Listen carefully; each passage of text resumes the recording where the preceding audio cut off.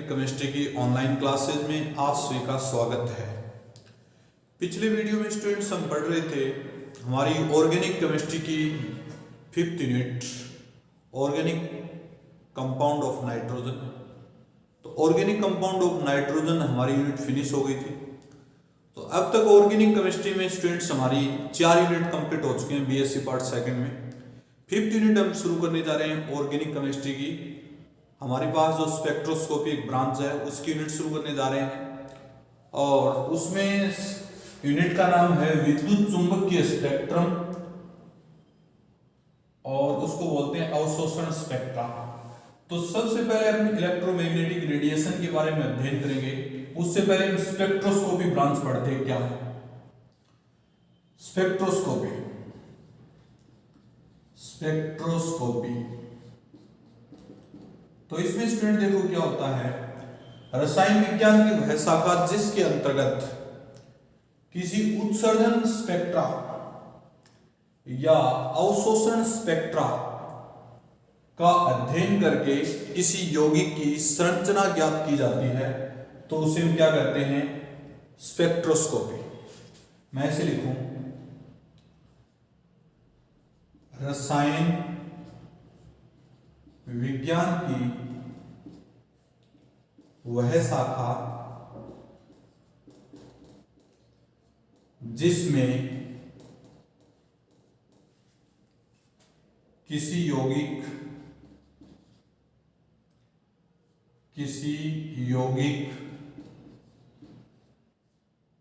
के उत्सर्जन स्पेक्ट्रा एवं अवशोषण स्पेक्ट्रा का अध्ययन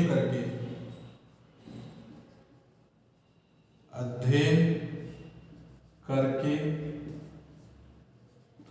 यौगिक की संरचना ज्ञात की जाती है। संरचना ज्ञात की जाती है।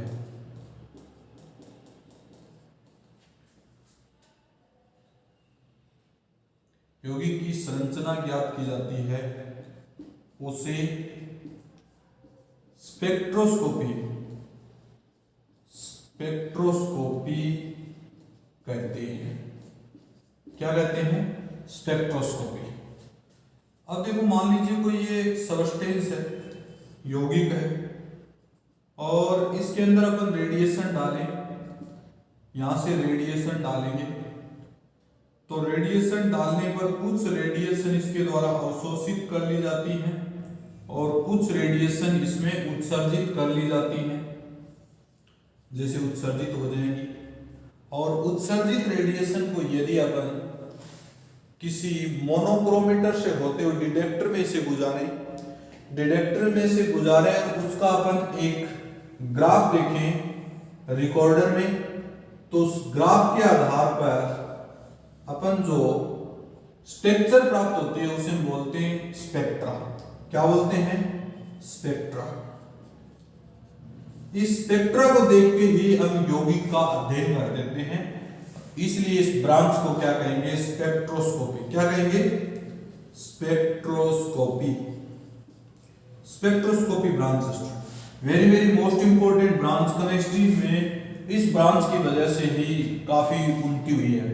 जितने भी अपन ईसीजी, एमआरआई या फिर और भी कई प्रकार के एक्सरे, सारे इस स्पेक्ट्रोस्कोपी ब्रांच की देन है। किसकी देन है? स्पेक्ट्रोस्कोपी ब्रांच की। समझ गए स्टूडेंट्स?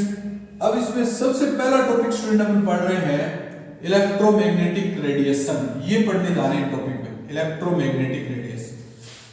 देखो, इलेक्ट्रोमैग्नेटिक जब किसी रेडिएशन को जिस क्षेत्र से भी गुजारें उस क्षेत्र में इलेक्ट्रिक फील्ड और मैग्नेटिक फील्ड एक दूसरे के परपेंडिकुलर हो तो उसे हम क्या कहते हैं? Electromagnetic radiation. यहां मैं इसको थोड़ा सा लिख देता हूं स्टूडेंट्स। जब किसी विकिरण को को जिस क्षेत्र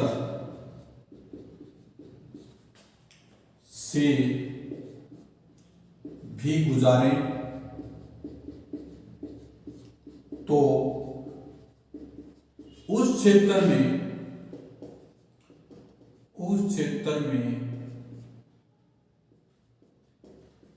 इलेक्ट्रिक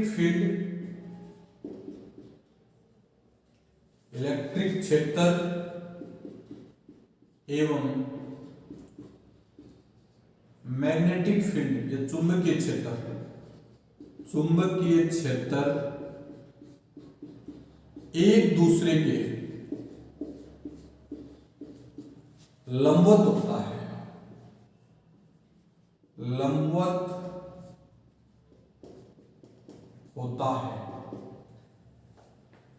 तो ऐसी विकिरणों को, ऐसी रेडिएशन को EMR इलेक्ट्रोमैग्नेटिक रेडिएशन कहा जाता है। क्या कहा जाता है? EMR कहा जाता है। ठीक है स्टूडेंट्स, ये अपनी डेफिनेशन है। अब देखो, मान लीजिए अपने पास 3 एक्सिस हैं। कितने एक्सिस हैं? 3 एक्सिस है। एक ये एक्सिस है, एक ये एक्सिस है और एक ये एक्सिस है। स्टूडेंट, इस एक्सिस को अपन थोड़ा सा, मैं इसको ऐसे लिख देता हूं भाई, ऐसे लिख देते हैं। इस एक्सिस को क्या माने? एक्स एक्सिस, यहां लिखेंगे एक्स एक्सिस। इसको क्या माने? Y axis. और इसको क्या माने? Z axis. ठीक है भाई। अब इस एक्सिस से मान लीजिए रेडिएशन गुजर रही है अपने पास, तो इसमें चुंबकीय क्षेत्र और मैग्नेटिक क्षेत्र एक दूसरे के परपेंडिकुलर होगा। ऐसे होगा भाई। इसको अपन मान सकते हैं, इस फील्ड को डॉटेड लाइन, फिर यहां पर डॉटेड लाइन, यहां पर डॉटेड लाइन। तो इस फील्ड को क्या माने? चुंबकीय क्षेत्र। तो इस फील्ड को क्या माने? विद्युत क्षेत्र।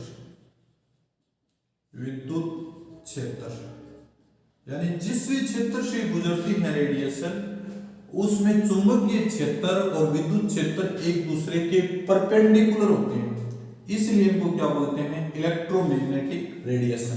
क्या बोलते हैं स्टूडेंट्स? Electromagnetic radiation. ये स्टूडेंट्स इसकी डेफिनेशन थी। कोई डाउट स्टूडेंट्स? और इस प्रकार की रेडिएशन से जो स्पेक्ट्रम बनता है उसे हम कहते हैं इलेक्ट्रोमैग्नेटिक रेडिएशन स्पेक्ट्रम। इस प्रकार की रेडिएशन से जो स्पेक्ट्रम बनता है, यहां मैं लिख देता हूं, इस प्रकार की विकिरणों से जो स्पेक्ट्रम बनता है,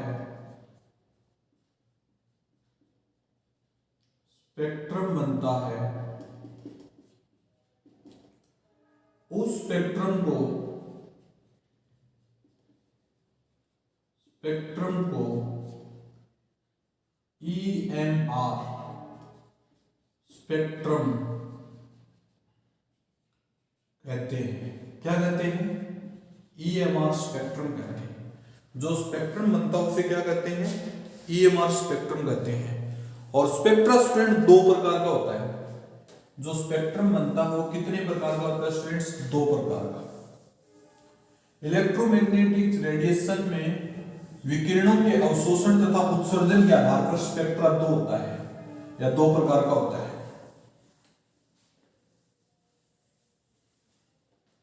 तो यहां मैं ऐसा लिख दूं,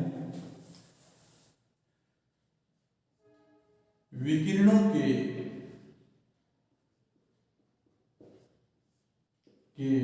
उत्सर्जन एवं अवशोषण के आधार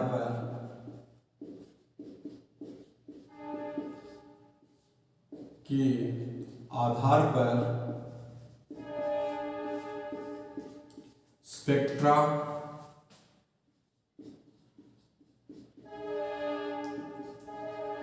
टू टाइप्स का होता है।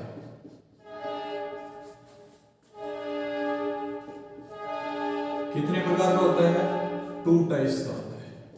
कितने प्रकार का स्पेक्ट्रा होता है स्टूडेंट्स? टू टाइप्स का। देखना, सबसे पहला जो स्पेक्ट्रा है उसको बोलेंगे उत्सर्जन स्पेक्ट्रा। उत्सर्जन स्पेक्ट्रा क्या बोलेंगे? उत्सर्जन स्पेक्ट्रा। उत्सर्जन स्पेक्ट्रा में देखो क्या होता है,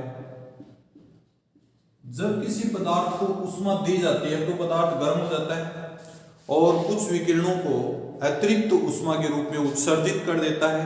उन उत्सर्जित विकिरणों को यदि डिटेक्टर में से गुजारा जाए और उसका रिकॉर्डर में ग्राफ लिया जाए तो उस ग्राफ को अपन क्या बोलते हैं? उत्सर्जन स्पेक्ट्रा। और इस ब्रांच को क्या कहेंगे? उत्सर्जन स्पेक्ट्रोस्कोपी। क्या कहेंगे? उत्सर्जन स्पेक्ट्रोस्कोपी। देखो भाई, जब किसी पदार्थ को ऊष्मा दी जाती है तो वह पदार्थ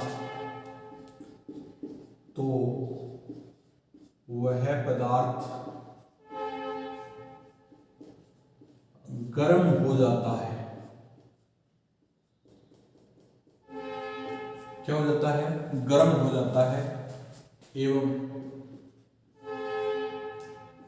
उसके बाद कुछ विकिरणों को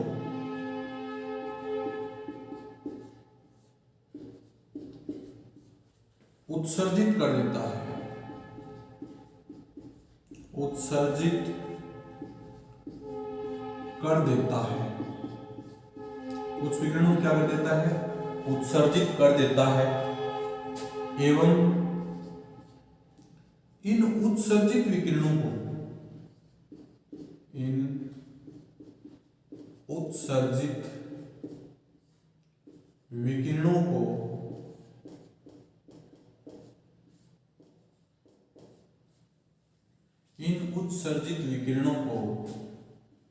जब डिटेक्टर में से गुजारा जाता है तो रिकॉर्डर में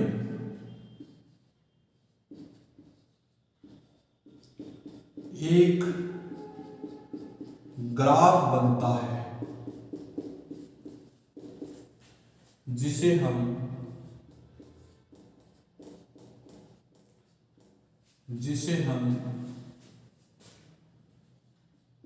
उत्सर्जन स्पेक्ट्रा कहते हैं। क्या कहते हैं? उत्सर्जन स्पेक्ट्रा कहते हैं। एवं इस स्पेक्ट्रोस्कोपी को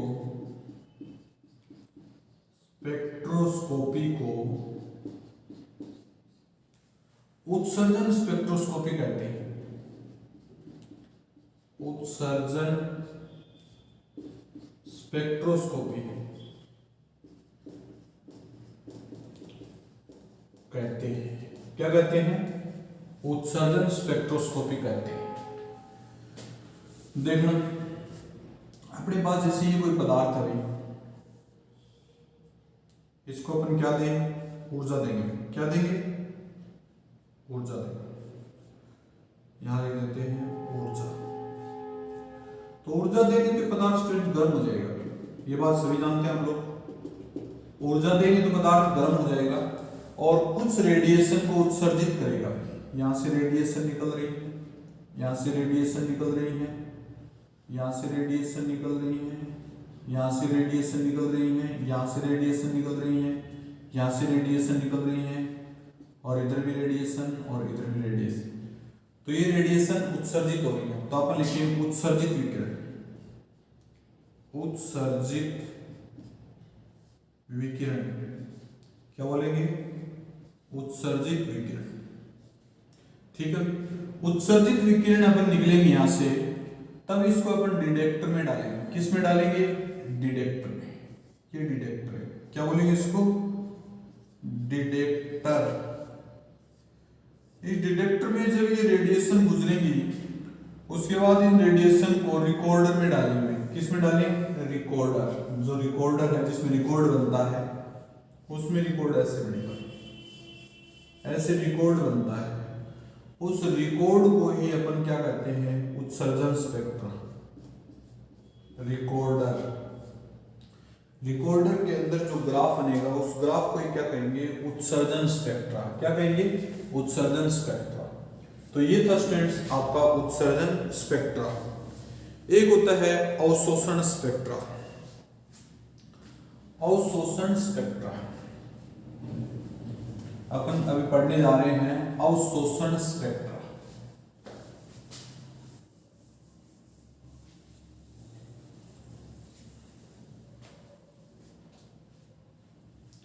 यहां लिखेंगे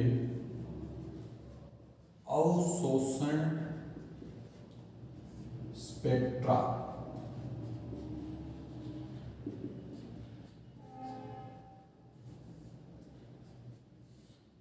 अवशोषण स्पेक्ट्रा, अवशोषण का मतलब स्टूडेंट्स क्या होता है, जब किसी पदार्थ या विलयन में से विकिरणों को गुजारा जाता है, तो उसमें कुछ विकिरणें क्या होती हैं, पदार्थ के द्वारा अवशोषित हो जाती हैं और कुछ उसमें ट्रांसमिटेड हो जाती हैं, यानी पारगत हो जाती हैं।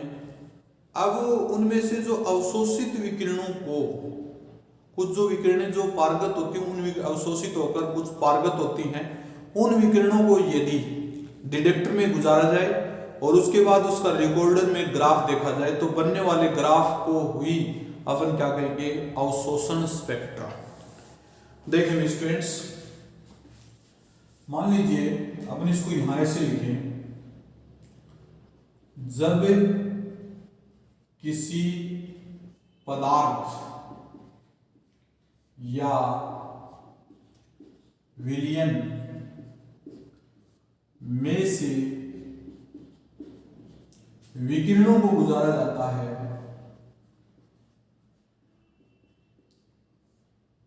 को गुजारा जाता है,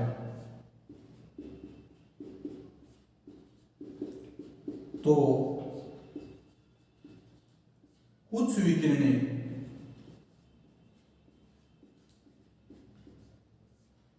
पदार्थ द्वारा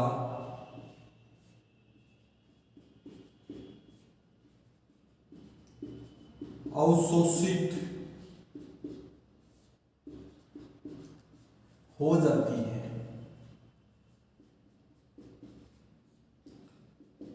एवं कुछ विकिरणें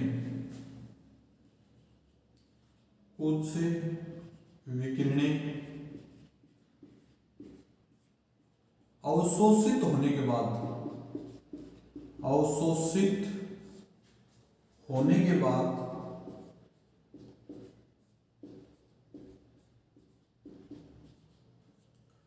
रिकॉर्डर से, अवशोषित होने के बाद बाहर निकलती हैं,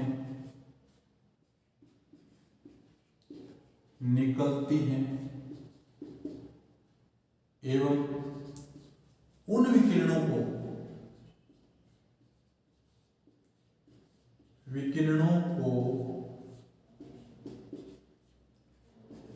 डिटेक्टर में से गुजारा जाता है,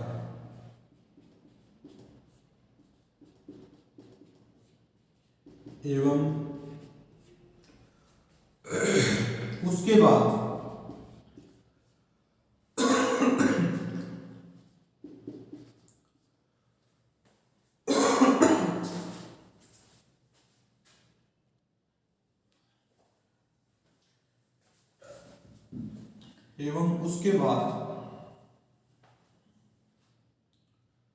उनको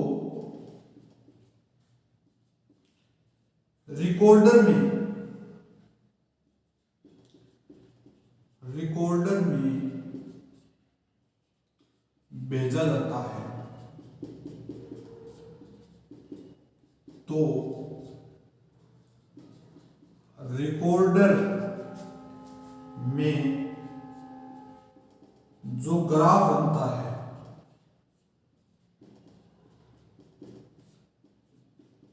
उसे हम अवशोषण स्पेक्ट्रा कहते हैं।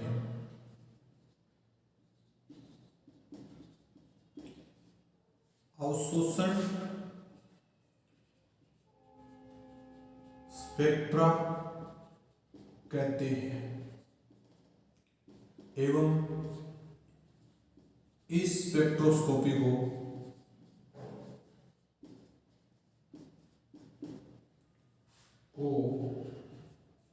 अवशोषण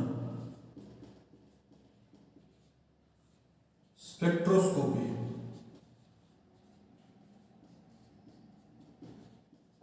कहते हैं।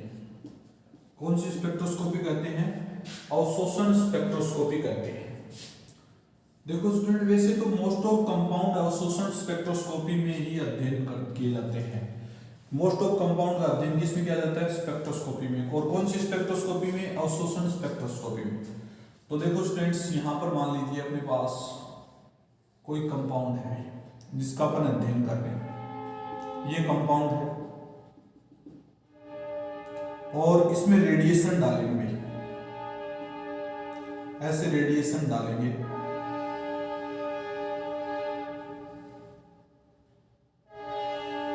ये रेडिएशन है आई नॉट।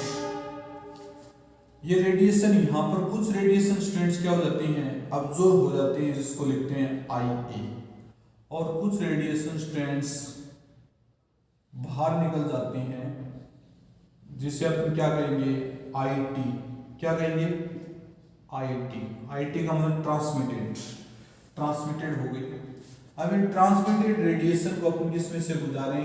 डिटेक्टर में से गुजारें। यहां क्या लिखेंगे? डिटेक्टर। डिटेक्टर में से गुजारें और डिटेक्टर में से फिर इन रेडिएशन को आगे अपन रिकॉर्डर में देखें। किस में देखें? रिकॉर्डर में। ये रिकॉर्डर है भाई, और इस रिकॉर्डर में ऐसे रिकॉर्ड बनते हैं, तो इसको लिख देते हैं रिकॉर्डर। रिकॉर्डर में से गुजारने के पश्चात इसका जो रिकॉर्ड बनता है, उस रिकॉर्ड को ही अपन क्या कहते हैं? अवशोषण स्पेक्ट्रा। क्या कहते हैं? अवशोषण स्पेक्ट्रा। क्या कहेंगे? अवशोषण स्पेक्ट्रा। तो अवशोषण स्पेक्ट्रा स्टूडेंट्स, मोस्ट ऑफ जो कंपाउंड होते हैं उनका अध्ययन अपन अवशोषण स्पेक्ट्रा से करते हैं। अवशोषण स्पेक्ट्रा से ही मोस्ट ऑफ कंपाउंड का अध्ययन किया जाता है। और वैसे आपके ये स्पेक्ट्रोस्कोपी में अवशोषण स्पेक्ट्रा अत्यधिक इंपॉर्टेंट स्पेक्ट्रा है। और मान लीजिए किसी यौगिक की जो एनर्जी है वो दो एनर्जी के अंतर का योग होता है। जैसे डेल ई इजिकल टू क्या लिखेंगे? E2 minus E1। Del E क्या लिखेंगे? E2 minus E1। अब E इजिकल टू आप लोग क्या लिखते हैं? H new. H क्या स्टूडेंट्स? यहां पर लिख देंगे वेव E इजिकल टू ऊर्जा और H equal to Planck constant और न्यू इजिकल टू आवर्ती। क्या लिखेंगे? आवर्ती। ठीक है स्टूडेंट्स। अब देखो इसको न्यू इजिकल टू अपन क्या लिख सकते हैं? C upon lambda. क्या लिख सकते हैं? C upon lambda. तो उस पूरी इक्वेशन को अपन क्या लिख सकते हैं? Del E equal to HC upon lambda. ये इक्वेशन बनती है अपने पास। ठीक है स्टूडेंट्स, ये अवशोषण स्पेक्ट्रा में ऊर्जा का अंतर है। इसमें है अवशोषण स्पेक्ट्रा में ऊर्जा का अंतर। ये कॉमन बात थी स्टूडेंट्स इस स्पेक्ट्रोस्कोपी को। अब देखो स्टूडेंट्स आगे अपनी जो अवशोषण स्पेक्ट्रोस्कोपी है या कोई भी स्पेक्ट्रोस्कोपी है उसमें कितने पार्ट्स होते हैं। जैसे पदार्थ होता है, पदार्थ के बाद में उसके बाद जो मोनोक्रोमीटर होता है, फिर डिटेक्टर होता है, फिर रिकॉर्डर होता है। देखें, मान लीजिए अपने एक सिंपल डायग्राम के द्वारा पढ़े तो अवशोषण स्पेक्ट्रोस्कोपी में किसी पदार्थ का अध्ययन करते हैं तो कितने अपरेटस या कितने स्थानों की आवश्यकता होती है वो देखेंगे। तो सबसे पहले स्टूडेंट्स इसमें अपन देखो, ये प्रकाश स्रोत है, ये प्रकाश स्रोत, यहां लिख लेंगे विकिरण स्रोत बोलते हैं प्रकाश स्रोत, विकिरण स्रोत। ठीक है स्टूडेंट्स, इससे रेडिएशन निकलेंगे भी, ठीक है, और रेडिएशन निकल के आगे जाएंगी और रेडिएशन निकल के किस में जाएंगी, मोनोक्रोमीटर में जाएंगे स्टूडेंट्स। यहाँ क्या लिखेंगे, मोनोक्रोमीटर है, सॉरी पदार्थ, ये पदार्थ है, सैंपल नली बोलेंगे इसको, क्या बोलेंगे, सैंपल ट्यूब, सैंपल ट्यूब। ठीक है, सैंपल ट्यूब में से गुजरी रेडिएशन, रेडिएशन कौन सी होंगी, आई नोट की होंगी। तो कुछ रेडिएशन इसमें पारगत हो जाती है,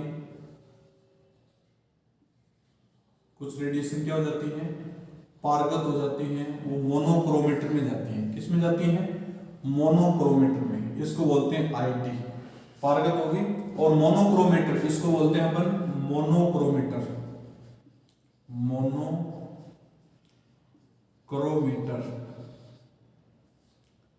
मोनोक्रोमीटर।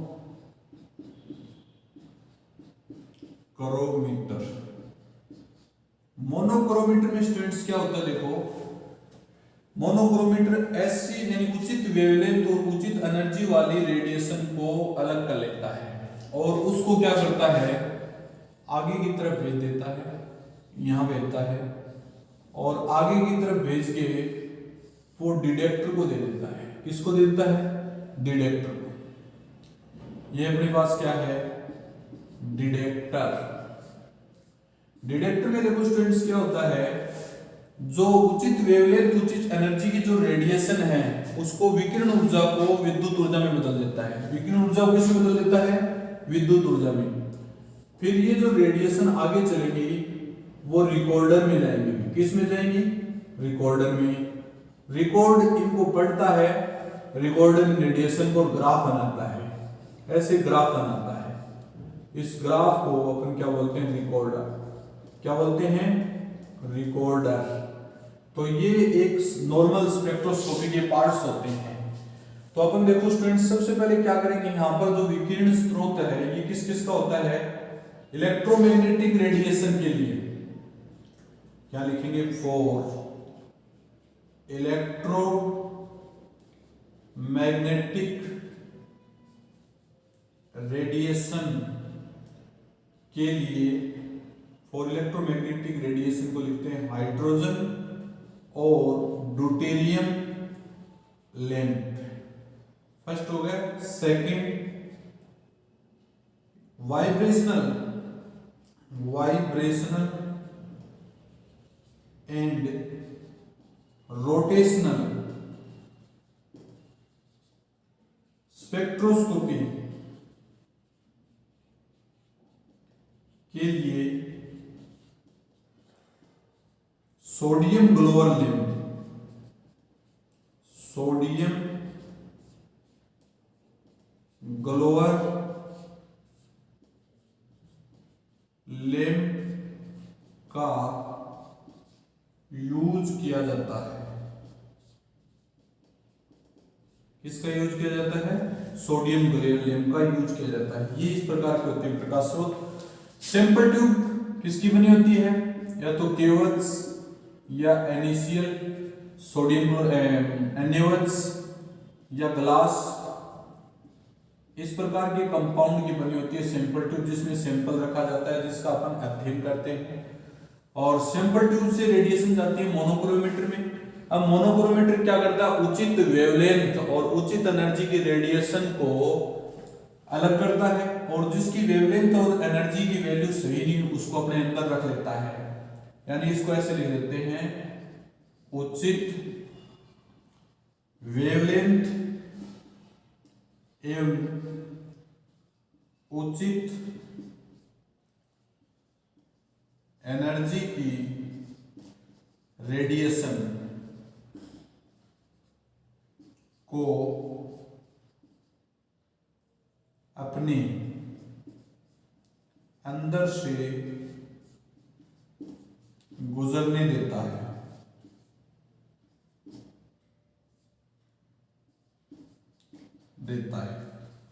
समझ गए स्टूडेंट्स। उसके बाद क्या आता है डिटेक्टर। डिटेक्टर का कार्य क्या होता है? सहसंचक बोलते हैं इसको, हिंदी में क्या बोलते हैं? सहसंचक। इसका कार्य होता है जो अपने पास जो विकिरण ऊर्जा है, विकिरण ऊर्जा को किस में कन्वर्ट कर देता है? विद्युत ऊर्जा में कन्वर्ट कर देता है। Radiation energy convert to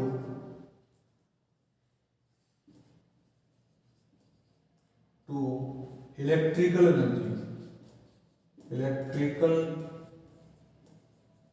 energy. Radiation energy convert to electrical energy, और रेडिएशन एनर्जी इलेक्ट्रिकल एनर्जी में कन्वर्ट हो जाएगी। फिर अपन रिकॉर्डर भेजेंगे और रिकॉर्डर में जो ग्राफ बनेगा उसी को देखकर अपन किसी कंपाउंड की स्ट्रक्चर कैलकुलेट करते हैं। तो ये थी स्टूडेंट्स आपकी एक नॉर्मल स्पेक्ट्रोस्कोपी के अंदर कौन कौन से पार्ट होते हैं उसकी स्ट्रक्चर। ठीक है स्टूडेंट्स, बाकी स्टूडेंट्स अपन नेक्स्ट वीडियो में करेंगे। Okay students.